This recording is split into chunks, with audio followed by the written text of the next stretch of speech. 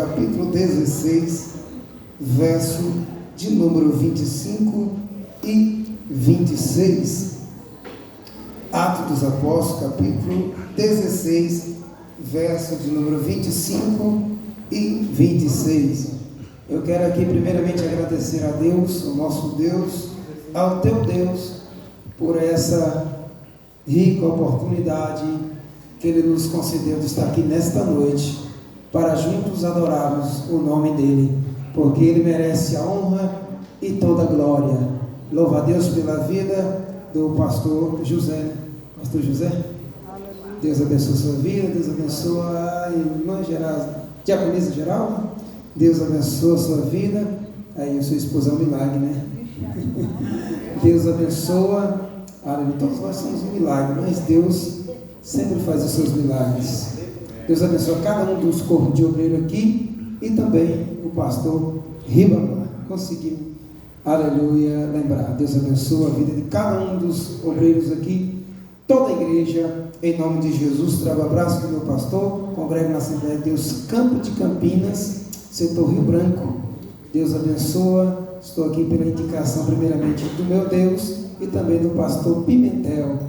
Deus abençoa a minha esposa e está ali, aleluia. Não, ela está ali já no período já, né? Senão no mês já está aí. Mas eu falei para ela, vamos na viagem, qualquer coisa dá um jeito. Aleluia. E graças a Deus, irmão, a gente tem que ter uma companheira. As viagens ela vai todas aí. Graças a Deus. Amém? Glória a Deus.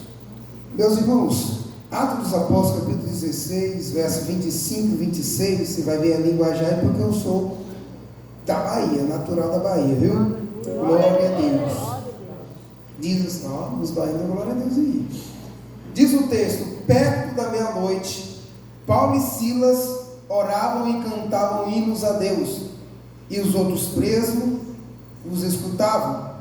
E de repente sobreveio um tão grande terremoto, que os alicerces do cárcere se moveram, e logo se abriram todas as portas, e foram soltas as prisões de todos. Podeis assentar, aleluia, adorando ao nosso Deus.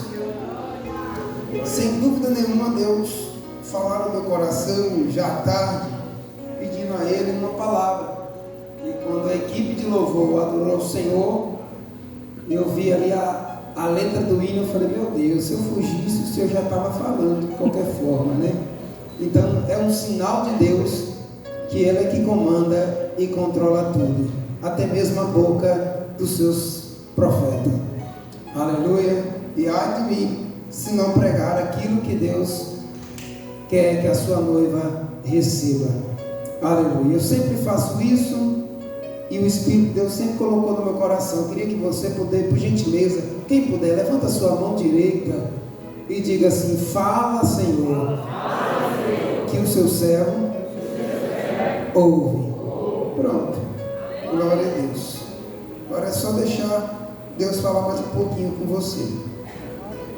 O texto que acabamos de ler é um texto bastante conhecido, bastante pregado, bastante levado em hinos e cânticos, né? A história do terremoto, algo assim que a gente sente aquela vibração. O apóstolo Paulo, esses dias eu fiz um resumo, pequeno resumo da história de Paulo, na minha visão pequenininha que eu sou, e eu vejo a coragem desse homem. Eu olho no texto aqui, eu não vou prolongar muito por causa do horário, mas Paulo, na sua segunda viagem missionária, que é essa aqui, Paulo ele toma uma decisão de levar consigo Timóteo, um jovem que foi indicado por uns irmãos, e essa indicação rendeu muito para Paulo, porque Timóteo foi um jovem que foi formado pastor. E o texto diz que quando Paulo vai nessa segunda viagem, a Bíblia diz, essa segunda viagem missionária, Paulo estava com desejo de pregar em 2 cidades, antes de chegar em Macedônia. A Bíblia diz que Paulo sente no coração, aí no capítulo 15, você vai ver aí que Paulo sente no coração de ir para uma cidade. E ao sentir de ir pregar o Evangelho, a Bíblia diz que o Espírito do Senhor não permitiu que ele fosse. A Bíblia diz que Paulo agora novamente sente no coração de ir novamente para outro lugar, também pregar a palavra do Senhor, levar, aleluia, a mensagem da cruz. Paulo, um homem transformado pelo Espírito de Deus, com desejo de fazer algo para Deus, com a vocação pela qual o Espírito de Deus ordenou para ele levar a mensagem, agora está com aquele desejo, aquela chama de um novo convertido. Porque um novo convertido, quando ele aceita Jesus, ele não perde nem um ciclo de oração. Tudo que tem na igreja ele está lá dentro, mas quando passa os anos, alguns esquecem do primeiro amor. Então Paulo está com essa chama, mas só que o Espírito não permite que ele vai 2 vezes. E Paulo estava querendo pregar, mas o Espírito estava dizendo: não vai, não é para ir agora, não é tempo. E eu quero aqui destacar uma coisa aqui, porque o Espírito de Deus me usa dessa forma. Aleluia. Não era errado Paulo querer pregar, não é errado Paulo querer viajar e fazer a obra do Senhor. O problema está aqui, porque tudo tem que estar na direção de Deus, na vontade de Deus. Paulo estava com desejo, mas no momento não era a vontade de Deus. Paulo queria pregar, mas não era a vontade de Deus naquele momento de Paulo ir. Quantos e quantos de nós estamos querendo fazer algo para Deus, mas Deus está dizendo: ainda não é o seu tempo. Quando o pastor disse aqui: eu estou ligado no culto, chamou a irmã Cleonice, e agora vai ser separada para a cooperadora, e ele disse em suas palavras: muito tempo que eu já conheço ela, então muito tempo Deus agora escolhe a irmã Cleonice para dizer: o teu tempo chegou agora para ser separada, para fazer algo para o Senhor. Aleluia, porque o tempo é de Deus. Às vezes nós estamos correndo fora do tempo e da vontade de Deus, e Paulo agora diz: não, eu vou, mas Deus diz: não vai.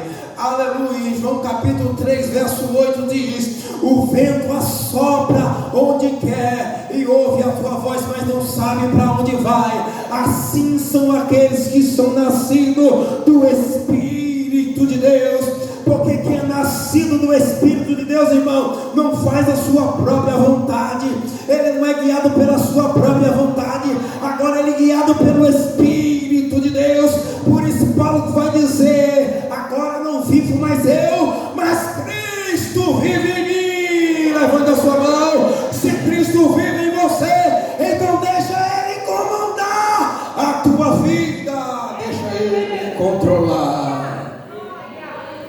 Aleluia.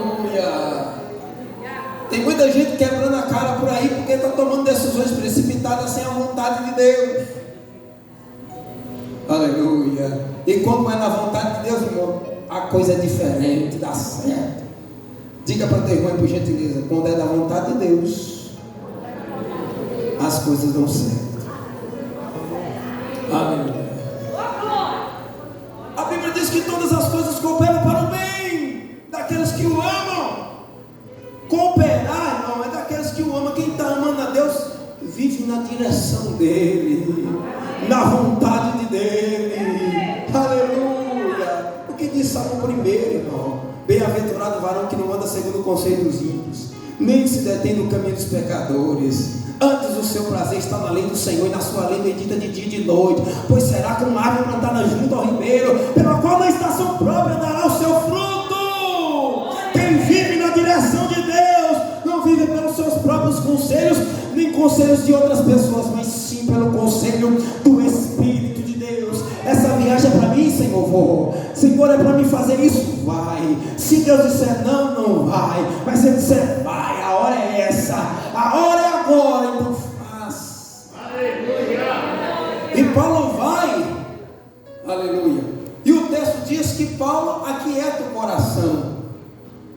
E a Bíblia diz que de noite ele deitado diz, e Paulo teve uma visão. Diga comigo, visão. Diga comigo, visão. Pronto. Todas as vezes que nós aquietamos e esperamos em Deus, na vontade de Deus, Ele nos dá visão. Ele nos dá visão. E Paulo teve essa visão. E nessa visão aparecia um homem, um moço, e diz: passa em Macedônia e nos ajuda-nos. Passa em Macedônia e nos ajuda-nos. Paulo agora entendeu pelo Espírito, porque antes ele estava entendendo que era a vontade dele, mas agora entendendo pelo Espírito que era para ele ir para lá. Tem gente entendendo só pela carne, porque quem anda pela carne só vive a coisa da carne. Mas quem anda pelo Espírito segue as coisas do Espírito. E quem anda pelo Espírito, irmão, ele consegue discernir. Mas quem anda pela carne, irmão, vive por aí. É por isso que quando Geazi, de manhã cedo, o servo de Eliseu, ele acorda de manhã cedo, ao invés de ler a Bíblia, fazer um cafezinho para o profeta, ele vai curiar o que está acontecendo lá fora. Tem muito crente assim. Ele vai lá, olha e diz: isso, estamos cercados.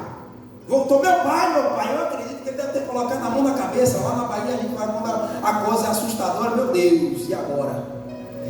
Ele deve ter se assustado e disse assim: meu pai, estamos cercados com os exércitos, e agora? Eliseu com aquela calma, aleluia, parece que até Eliseu era baiano, né? Com aquela calma na rede, não.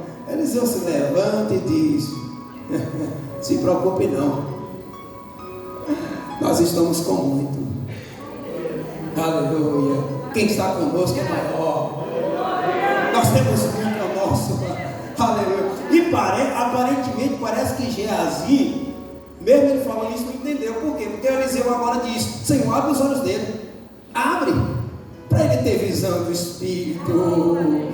Quem quer ter visão do Espírito aí de Deus? O que nós precisamos nesses últimos dias, pastor Ribamar, eu sei que agora o Senhor está fazendo aqui para crescimento, principalmente de obreiros, é que Deus mesmo levante obreiros com visões para crescimento, aleluia, não para dizer não vai dar certo, pastor, se fazer isso não vai dar certo, não, o que nós precisamos nesses últimos dias é gente com visão do céu, visão de Deus. Alguém está dizendo não vai dar certo, mas quem tem visão dizendo: vai, pastor, pode contar comigo, porque na minha visão vai prosperar, vai acontecer. O que nós precisamos é de pessoas que têm os olhos ungidos com o Espírito de Deus. Aleluia. Aleluia. Eu me lembro uma vez, e foi na Assembleia de Deus Vila Nova, pastor Nilton César, acho que o pastor Ivamar conhece ele, pastor Nilton César, ali na Marechal Rondon. Eu preguei uma vez ali no Norte Ferroviário, e ele sempre conta isso. Pensa, e quando o rapaz me convidou para pregar, ele disse: aqui é perigoso, aqui é perigoso, você tem coragem? Eu falei: não, eu estou vindo da Bahia. Tu acha que a Bahia é o que? Como, filho? É para ninguém lá não, tinha. Você mexe com obra de macumbaria, feitiçaria, tudo quanto é coisa, demônio e gente ruim para tudo quanto é lado, vamos lá. Mas rapaz, bem um dia aconteceu um tiroteio e tome-lhe bala para lá e para cá, eu vendo só as luzinhas. O pastor Nilton estava lá, aleluia, o pastor Nilton, vou baixar, eu baixei pregando ainda. Quando a gente está com desejo de pregar, nada para, nem bala. E eu baixei pregando para o pastor Nilton, digo: meu Deus, não. Aí nós oramos, baixamos. Depois nós fomos escoltados pela Rotan até um pouquinho lá embaixo. No outro dia passou na TV Serra Dourada, se eu não me engano foi 7 pessoas que morreram naquele dia. E graças a Deus ninguém foi atingido naquela igreja. Porque quando Deus dá a visão, irmão, aleluia, a vitória é certa. Quando Deus está no comando, a vitória é certa. Então seja guiado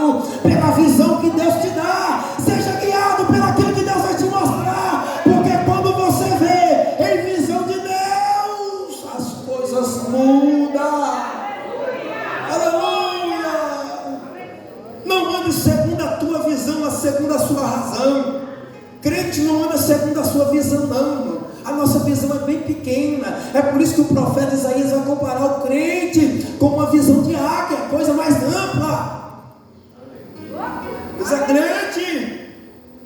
Por isso que Neemias falou com os seus adversários: eu estou em uma grande obra, não posso parar. Estava só no muro ainda, mas para ele já era uma grande obra. Aleluia. Para alguém é pouquinho, para os outros de forma, para você é grande, porque é para Deus. Então Paulo vai, deixa eu correr um pouquinho aqui. Paulo vai até Macedônia. Paulo vai.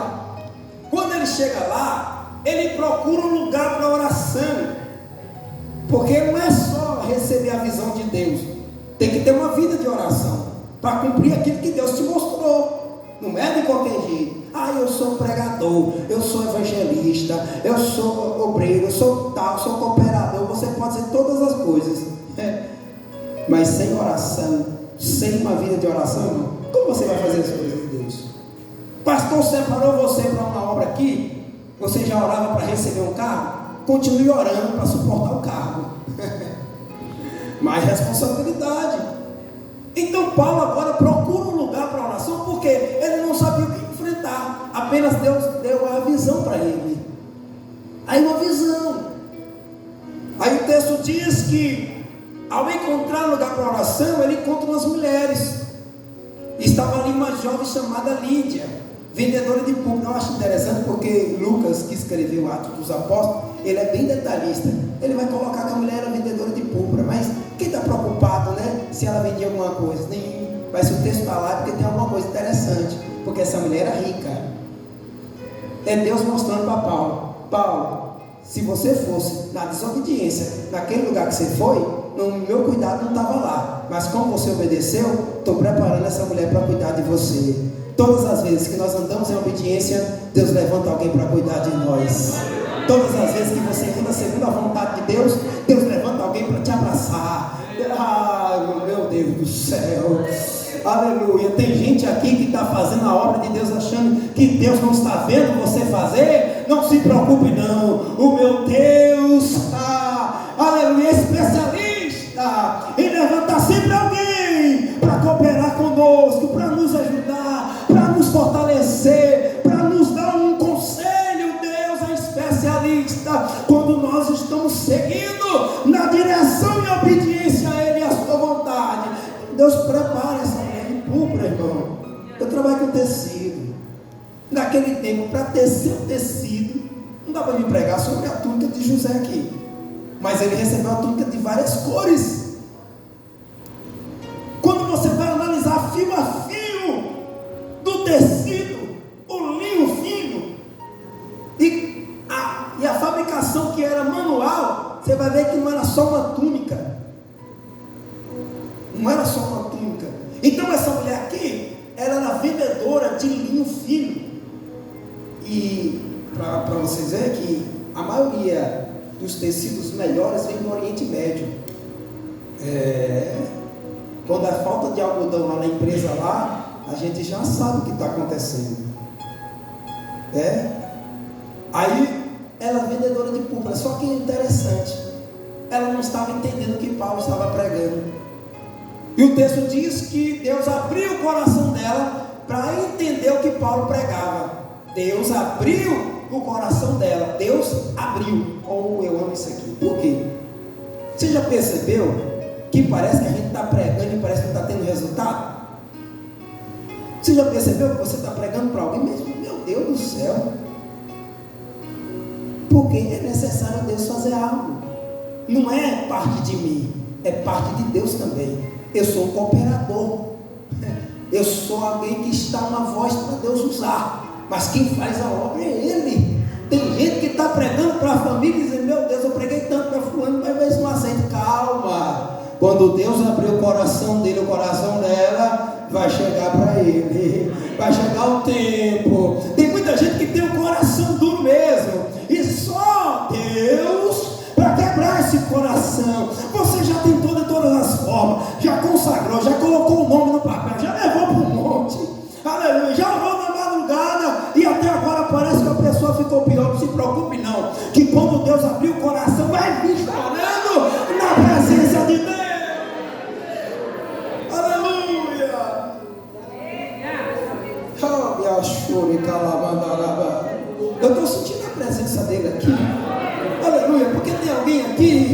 tem desejo que alguém da sua família aceite a Cristo, aleluia, não se preocupe não. Deus vai abrir o coração dele, o coração dela, para entender a mensagem da cruz.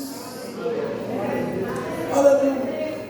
Eu acho importante isso aqui, porque nós pregadores, ou muitos pregadores, eu graças a Deus não tenho necessidade disso, eu já venho dizendo, não cobro, porque eu quero pregar à vontade, com decência e ordem.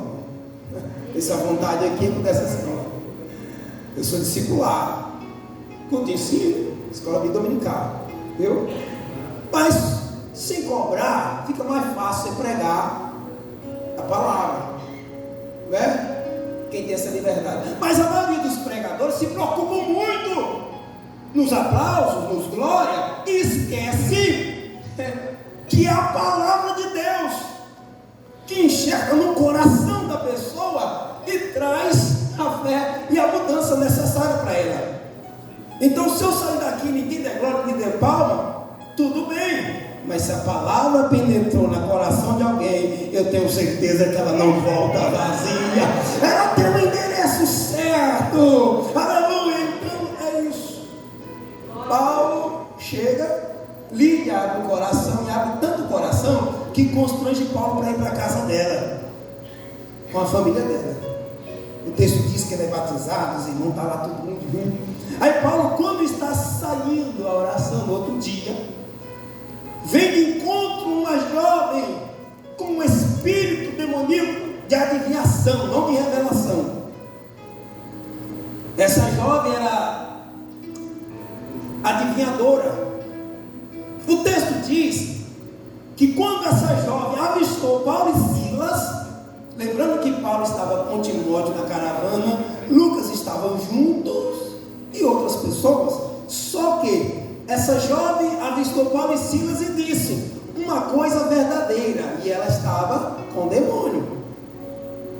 Ela disse: esses homens que vos anunciam o caminho da salvação são servos do Deus Altíssimo, e isso durante vários dias. Aí eu fico observando, meu Deus do céu, qualquer um é enganado com isso. Por quê? Jovem, possessa de demônio, falando verdade. Parece até uma contradição da Bíblia, porque a Bíblia diz que Satanás é o pai da mentira. Como é que ele pode falar a verdade? Como é que ele consegue falar a verdade? Tudo tem um propósito. Tudo tem um propósito, porque ele é sagaz. Ele sabe manejar o ego do homem. Viu? Quando Satanás disse para Eva, ó, Deus disse para tu não comer dessa fruta, dessa árvore, é porque se tu comer, tu vai ser como ele. E faremos o homem a nossa imagem e semelhança. O texto diz: esses homens que vos anunciam o caminho da salvação são servos de Deus Altíssimo. Aonde está a lógica de Satanás falar uma verdade dessa? Porque Paulo estava pregando o caminho da salvação. E ele diz: eles são servos de Deus Altíssimo. Verdade, eles eram servos de Deus Altíssimo. Mas o que Satanás queria com isso? Sabe o que é isso? Uma brecha. Diga comigo, brecha. Porque todas as vezes que eu e você estamos em um trabalho para Deus, nós não devemos querer glória, nós não devemos querer aplauso. Se nós estamos fazendo para Deus, a glória é dele, o louvor é dele. Sabe o que Satanás queria implantar no coração de Paulo? Glória. Olha aí, Paulo, olha aí, Paulo, está recebendo aí, Paulo, tu recebe Deus Altíssimo, está pregando a palavra aí, Paulo. Paulo poderia encher o pé de dizer a verdade. Eu cheguei aqui em Macedônia para mandar ver o Evangelho. Sou corajoso, sou muito corajoso. Mas Paulo diz: não, aleluia, é Ele que tem que ser glorificado. A glória não é minha, a glória é dele. O que eu faço é para Ele, para a honra dele. Se eu venho aqui nessa noite, é para adorar a Ele, para glorificar a Ele. Aleluia. Tem muita gente, irmão, que está sendo pegado pelos elogios, alguns elogios, irmãos. Não é proibido receber elogio, mas tome cuidado, quando o elogio é demais, vira soberbo. E Satanás sabe pegar no ato quem procura isso. Porque quem procura aplauso, quando está no trabalho na obra, e aqui eu quero frisar uma coisa, porque o irmão falou de trabalho social. Ele falou: minha esposa está com um trabalho social, ação social. E uma ação social, ela tem que ser, aleluia, de espontânea vontade. Eu vou fazer de espontânea vontade, sem querer nada em troca, nenhum reconhecimento humano. Mas Deus está vendo tudo. Deus está observando tudo. Então Paulo diz: epa, não, aqui não. Eu nasci de novo. Eu não quero glória para mim. Se eu sou dizimista fiel, glória a dele. Se eu sou ofertante na casa dele, glória a dele. Se eu venho nos cultos, glória a ele. Se eu participo de algum trabalho, de alguma liderança, glória a ele. Porque tudo é para ele, por meio dele são todas as coisas. Aleluia. Até o teu ar que tu está respirando aí, mas para a glória dele. Tem gente que fica com... eu estou falando isso, irmão, que eu sou do campo de Campinas, mas um dia desse eu fiquei abismado na reunião de obreiro, eu fui na reunião de obreiro no Ministério Vila Nova, parece que todo mundo me conhecia, até o José Gouveia falou meu nome, foi importante, né? Pastor presidente, irmão, você não achou importante, eu acho. Quando ele disse lá, eu falei: sou eu. E ele desceu lá e pegou na mão. Mas eu estava lá numa reunião, não estou falando de mais alguns irmãos, parece que não estavam me vendo. Tinha 3 irmãos e eu estava aqui, eu falei: Senhor, eu estou tão magrinho assim que eu estou quase invisível. E o irmão dá o Pai do Senhor assim para o irmão lá, e eu aqui, eu falei: amém. Aí o outro irmão lá do lado falou assim: pastor Vilano. Eu falei: aí o que estava do lado assim: é você que é o pastor Vilano? Eu conheço você da rede social. Agora tu me conhece, né? Você já percebeu isso?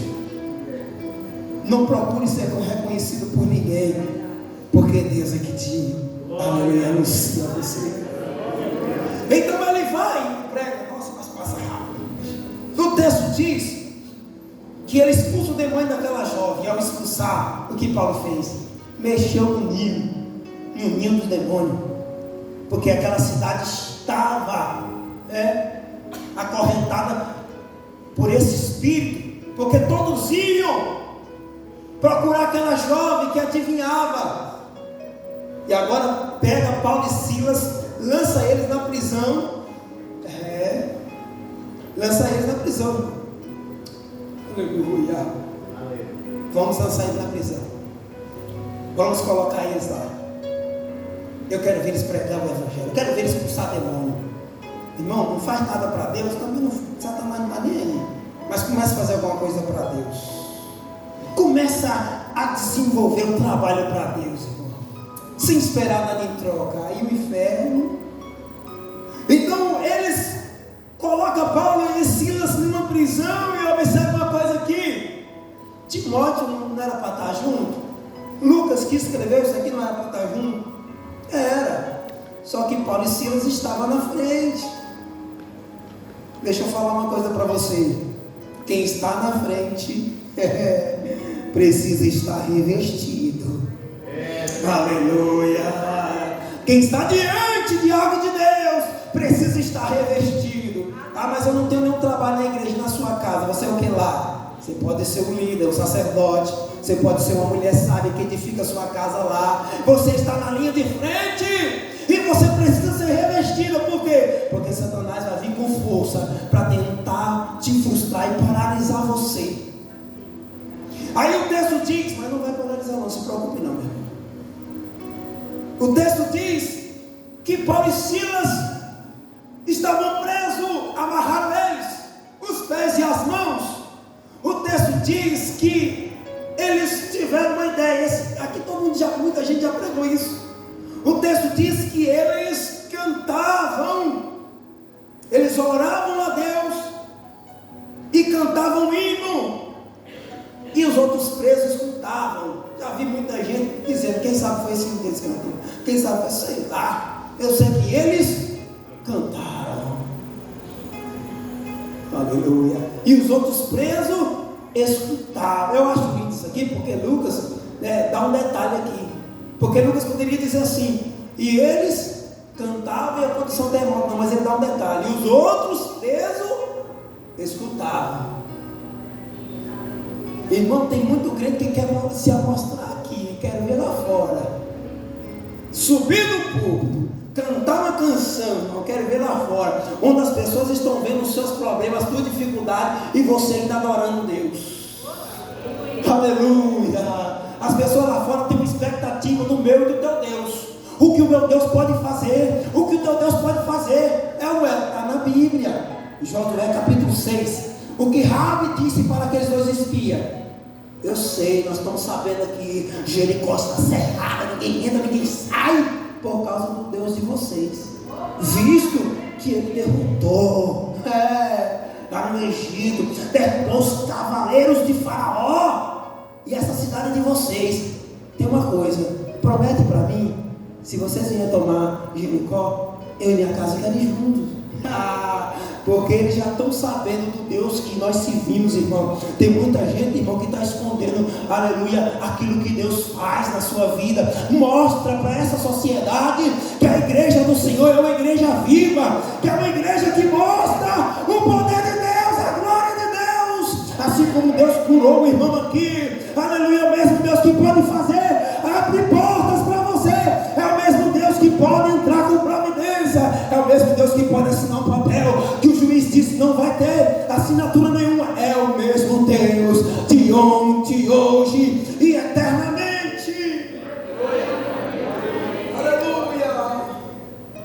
Alguém precisa ver o teu Deus através da sua vida, da sua ação.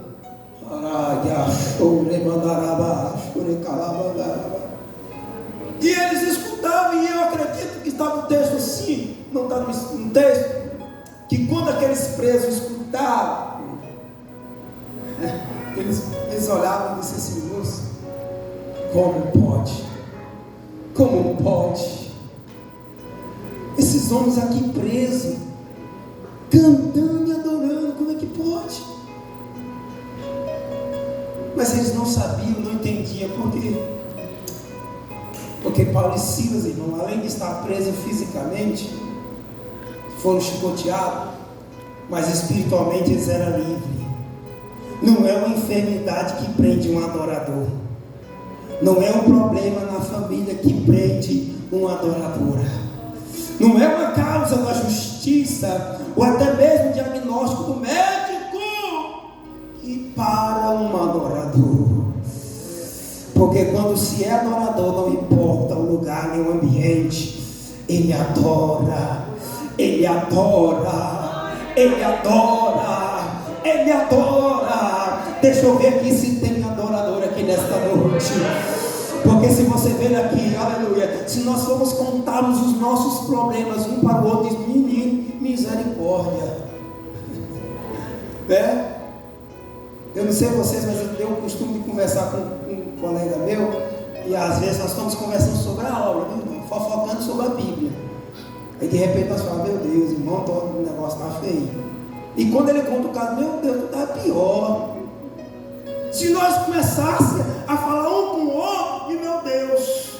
Mas o adorador, irmão, ele não tem tempo para reclamar, ele não tem tempo para ficar de fofoca, de picuinha, não tem tempo para ficar olhando a vida de ninguém. Quando ele entra no culto, ele adora a Deus, ele serve a Deus.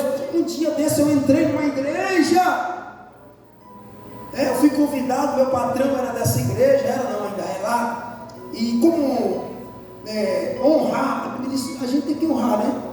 Eu não sou dessa igreja, mas ele me convidou, eu fui lá, e eu cheguei lá: meu Deus do céu, eu não quero julgar, Senhor, mas eu vou fechar meus olhos e vou só te adorar. Estou precisando, eu quero ouvir. Quem sabe ver uma palavra do Senhor aqui. Eu estou precisando. Pouco tempo que eu tinha chegado em Goiânia, irmão, estava bem perdido, vontade de voltar, não faltava não. Só alguém dissesse assim: ó, tá te esperando lá, outra coisa lá, vai lá. Mas Deus quis. Aí fiquei fechando meus olhos o culto todo e recebendo, meu Deus do céu. E eu recebi mesmo. Eu estava tão aflito, tão necessitado de ouvir a voz de Deus. E naquele dia, Mateus capítulo 6, verso 9, parece que marcou assim na minha testa. Aleluia. Marcou assim de um jeito. Aí eu estou saindo na porta, e o porteiro, né? Eu pensei que ele ia entregar até um recado. Ele olhou para mim e disse assim: mas rapaz, tu passou o culto todo dia dormindo. Eu falei: eu? Como? Eu falei: não passei não. Mas eu vi o tempo todo você com o olho fechado. Eu falei: e você ficou o tempo todo me olhando? Eu falei com ele: você perdeu o seu tempo, porque eu adoro a Deus do jeito que eu quero. Eu recebi, ele perdeu. Irmão, quando você vem para a casa do Senhor, irmão, não fica olhando o jeito que os outros adoram. Adore o Senhor na beleza da sua santidade, exalte a Ele, porque enquanto você adora, Deus movimenta os céus. Enquanto você adora, alguém diz: mas como? Alguém que está do teu lado diz: a irmã está com câncer, mas como ela adora. O irmão está desempregado, mas como ele adora. Ele escuta você adorando e fortalece a fé dele. Um dia eu fui visitar uma mulher no hospital e eu fiquei: meu Deus do céu, eu fui consolar ela e agora eu estou consolado. Eu levei uns livros para ela, graças a Deus ela foi curada. Eu levei uns livros para ela, traz os pergaminhos igual o Paulo. Leva lá, eu jogo, vou levar. Levei os 2 livros para ela. E eu fui lá para consolar: não, irmã, Deus está no controle. Não, irmão, peraí, calma aí, você está afobado. Deixa eu entrar no hospital. Deixa eu falar uma palavra de Deus para você. Não se turbe o teu coração. Deus está no controle da tua vida. Deus vai movimentar o teu ministério. Eu falei: meu Deus do céu, eu vim aqui para consolar e Deus está usando a mulher acamada só nos ossos, irmão. Nem eu estava acreditando que ela ia ser curada. E ela dizendo, entregando o recado de Deus. Aleluia! Porque quando a pessoa está numa intimidade com Deus, aleluia, esse é adorador por excelência. Esse é o que Deus